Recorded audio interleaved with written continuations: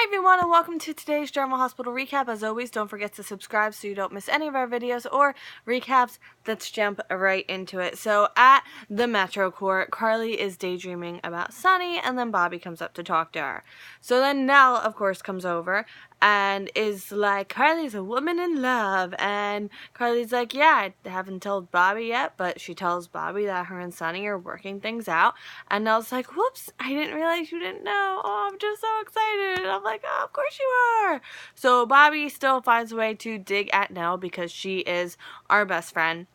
And then Lucas calls her, so she has to go and take the call.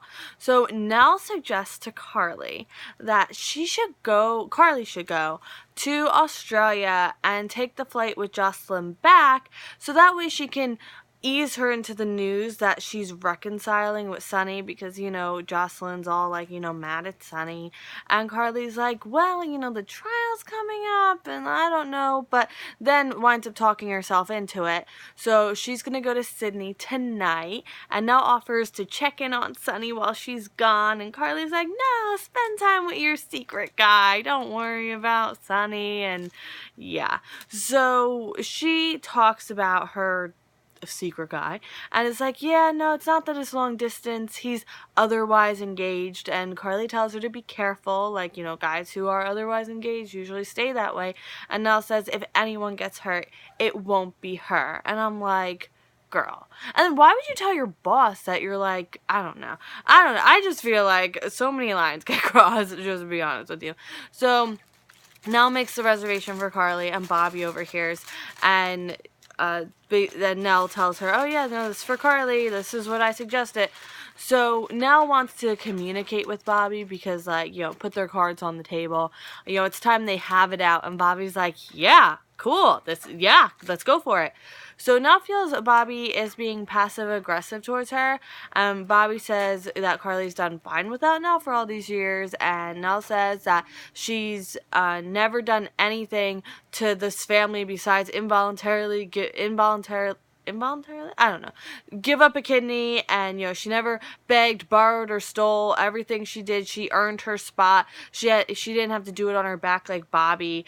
She was a hooker and she can't judge her. And Bobby's like, okay, so hi, real Nell. And she's not shamed. She's not gonna let Nell, like, she's not shamed by her past, And she admits that she could have just been resentful for, the fact that Carly really leaned on Nell instead of her. But now she sees that her instincts were right about Nell all along. So she tells her to watch her step. Nell tells Bobby, I don't remember, but someone tells someone to watch their step, and then Nell gets a call. So at Sunny's, Diane comes over, and she wants to do trial prep because the trial's been moved up, and Sunny's just, like, really in a good mood, he's in good spirits, and tells Diane that Jason's on it. So he says that Jason has enough to, at the very least, confuse the issue, and that it points to Julia.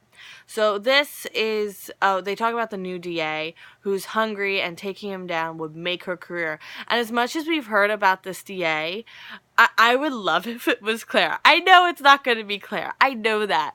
But I would just love it if it was, just about because of the amount of times they've talked about her without showing her. Like, wouldn't that be a kick in the pants if it was Claire? But I know Claire's been sent up to Alaska, and I know probably, I don't know, do you guys even remember Claire? She was the one with the whole Claudia trial. She was the FBI, was it with the Claudia trial? I think it was with the Claudia trial. Yeah, that was around, yeah. So I kind of miss her a little. Like, I don't know why, because she was just this, anyway. So Diane tries to prep, but Sunny's really not paying attention. And then Diane inquires about the fridge, and they have pasta with Olivia's bolognese sauce. So Diane tells him that he has to fight as hard as Morgan did, and Morgan wouldn't want him to go to jail for something he didn't do, or, at all. So Diane, I have to stop saying so. I'm realizing I'm doing that, so I'm going to stop, okay?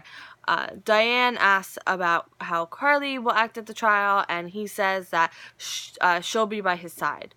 Carly comes over, and Sunny tells her the defense that Diane worked up, and basically that Morgan was bipolar, and when Sunny spoke at the funeral, it was about that, and Carly's on board.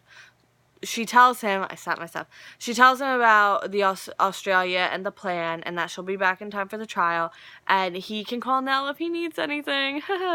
And then there was something about, like, she said something about, oh, if I didn't know better, I'd say Nell didn't have a life, and Sonny's like, yeah, maybe she should get a life, and I was like, that, I just kind of really like that exchange. It's just stuck in my head.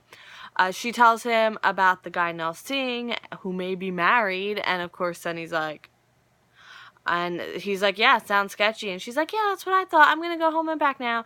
Sonny calls Nell. That's who Nell got the call from.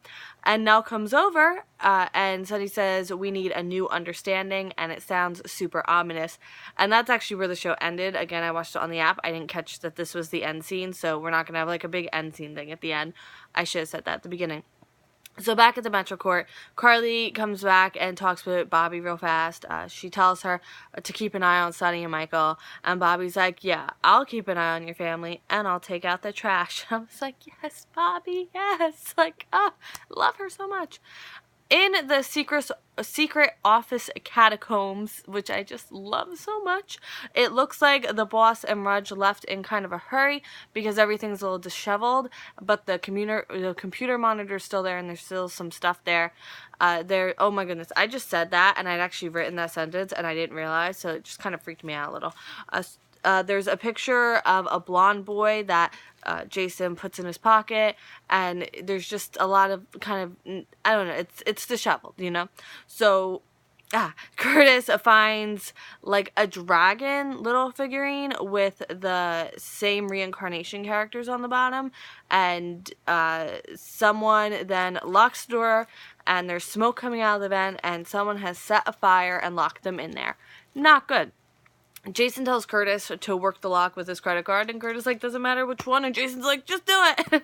And while Jason's blocking the vent with his jacket, much like Misha's blocking the light with her little cat body. Right, Misha? Yeah, there she is. Look at her. Look at her. Yeah, guilty. Guilty. Hi, baby. At Ava's, Sam comes over to talk to Julian, but he's not there. Do you have to play with your crinkle tunnel while I'm filming? She didn't play with her crinkle tunnel all day. Plays with her crinkle tunnel now. Do that? So Sam comes over to talk to Julian, and he's not there. And Sam goes into Julian's room, and she's like, "This isn't even lived in." And Ava's like, "It's called making the bed." And she goes like, "No, there's nothing in there of Julian's. Like, he's not here at all. Where is he staying?" So Ava won't answer, and Sam's going to wait for Julian. And her and Ava, she can tell Ava all her stories, and basically just try to bore Ava to death, unless Ava tells her what she wants to know. So she tells Ava her and Jason discovered more info on Morgan's death, and Ava drops her glass. Ava thinks it's about her switching the pills, which I'm kind of glad got brought up because I feel like it's just been kind of going under the rug, so I'm glad that it seems like they're actually going to address this, and maybe Ava won't like get away with it in like the just circumstantial terms. Like legally, yes, she probably nothing will happen because it's Ava, and why would she be punished for anything she does? But just familial wise, I feel like they're all gonna find out. Ava brings up Sonny, and Sam says that Julian or maybe her were involved with the car bomb and it had nothing to do with Sonny. Ava is super defensive about Morgan, like super duper defensive, and Sam thinks Ava is the boss of Rudge and she was trying to get rid of Julian and Sonny, and Ava just laughs. Breaks out in laughter. That's what I was trying to say. Sam winds up leaving, and Ava isn't laughing after she leaves, though, and she calls Julian to warn him and say whatever he's doing, like, it's all gonna cave in very, very soon.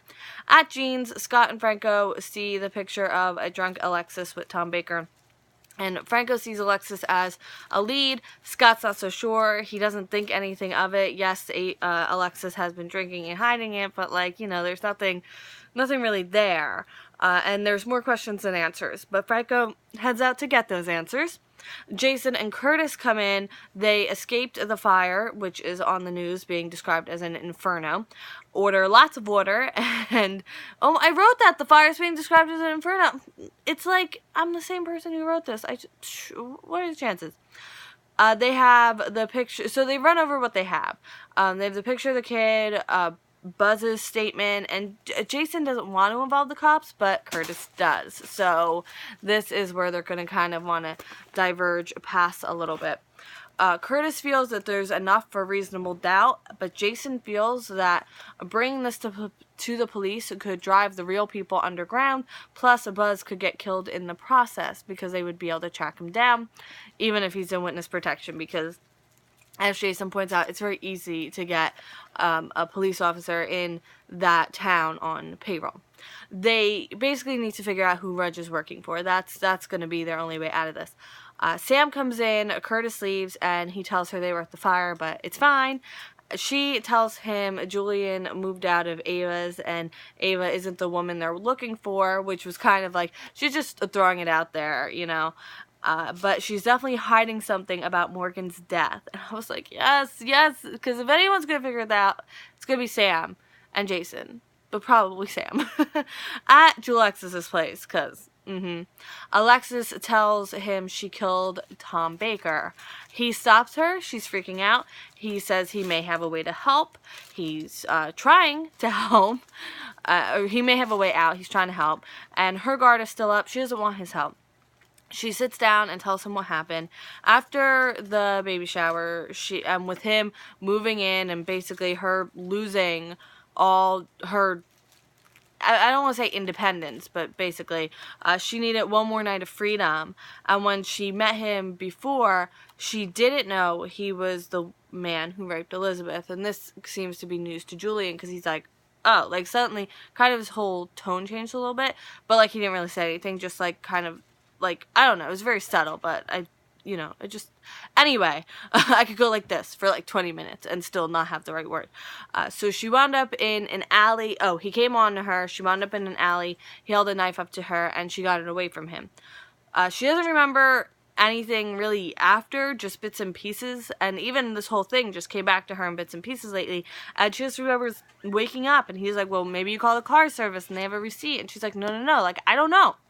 She remembers swinging the knife at him, but not actually stabbing him. And Julian says it could have been someone else. It could have been Franco. And then Franco's there on her porch. Scott can't be there because there's a fire and he has to go to it, just in case anyone's going to need him. Franco knocks on the door. Julian goes and hides. He wants her to help prove his innocence, and he shows her the picture of her and Tom. Whew. So he asks her to come forward on his behalf, and she accuses him of photoshopping the picture and then kicks him out. And he picks up some of the empty liquor bottles and is like, you need help recycling this? Like, So Alexis thinks she's done. Julian says he's just fishing. Like, he doesn't really have anything. Okay, I have to stop because I wrote this. I shouldn't be surprised that I wrote the thing that I'm saying. And she can't give up on herself, but she's going to need to be sober for all of this. And once you know, that's the end, because I didn't pick up on the end scene. So there we go. I want to thank you very much for watching. I have a few announcements starting later this week or next week. I will be back in 1080 instead of the 720. I had to do the 720 because with storage on my phone and everything, the 1080 just would not upload. So I will be back on 1080.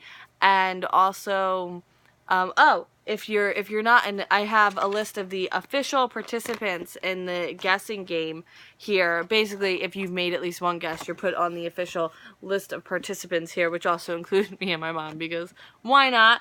The first point has been given out for a successful prediction. I give it, if it's within a few days range, I give the point, basically, because I made the game, so I make the rules. We have a few more guesses that have been given and a new participant, so if you want to get involved in the Guess the Date game, I have a list of suggestions of things you can guess will happen on the show. You can be as vague or as specific as you want, and you could even, if you want to do one for like a whole month, like I think someone will die in this month, I think someone will get proposed to in this month, something like that. Totally fine. Again, it's our game. I just, make the rules. But thank you so much for watching, and I will see you tomorrow for more General Hospital, and I hope you have a great day.